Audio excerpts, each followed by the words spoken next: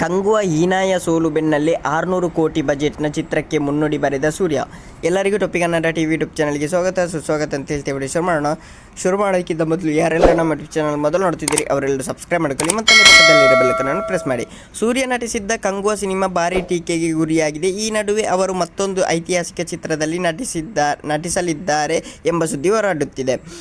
ತಮಿಳು ಚಿತ್ರರಂಗದಲ್ಲಿ 25 ವರ್ಷಗಳಿಗೂ ಹೆಚ್ಚು ಕಾಲ ನಟಿಸಿರುವ ಸೂರ್ಯ ಅಭಿನಯದ ನಾಯಕ ಎಂದು ಅಭಿಮಾನಿಗಳಿಗೆ ಆರಾಧಿಸಲ್ಪಡುತ್ತಿದ್ದಾರೆ.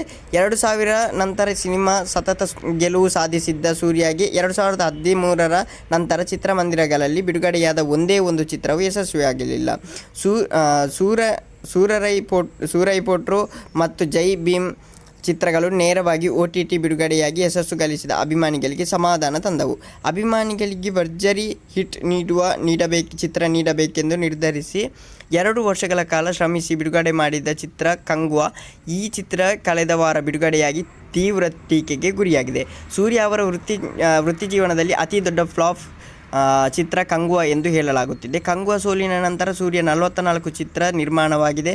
ಸೂರ್ಯ 44 ಚಿತ್ರವನ್ನು ಕಾರ್ತಿಕ್ ಸುಬ್ರಹ್ಮಣ್ಯ ನಿರ್ದೇಶಿಸಿದ್ದಾರೆ. ಈ ಚಿತ್ರದಲ್ಲಿ ಪೂಜಾ ಹೆಗ್ಡೆ ನಾಯಕಿಯಾಗಿ ನಟಿಸಿದ್ದಾರೆ. ಈ ಚಿತ್ರ ಮುಂದಿನ ವರ್ಷ ತೆರೆಗೆ ಬರಲಿದೆ. ಇದರ ನಂತರ ಸೂರ್ಯ ಅವರ 45ನೇ ಚಿತ್ರವನ್ನು RJ ಬಾಲಾಜಿ ನಿರ್ದೇಶಿಸಲಿದ್ದಾರೆ. ಈ ಚಿತ್ರದ ಚಿತ್ರೀಕರಣವು 1-2 ತಿಂಗಳಲ್ಲಿ ಆರಂಭವಾಗಲಿದೆ ಎಂದು ಹೇಳಿದ್ದಾರೆ. ಓಕೆ ಗೈಸ್, ಮುಂದಿನ ಸಿಗೋಣ. ಅಲ್ಲಿವರೆಗೆ ಲೈಕ್, ಶೇರ್, ಸಬ್ಸ್ಕ್ರೈಬ್ ಅಂತ love you so much guys. Thank you. By.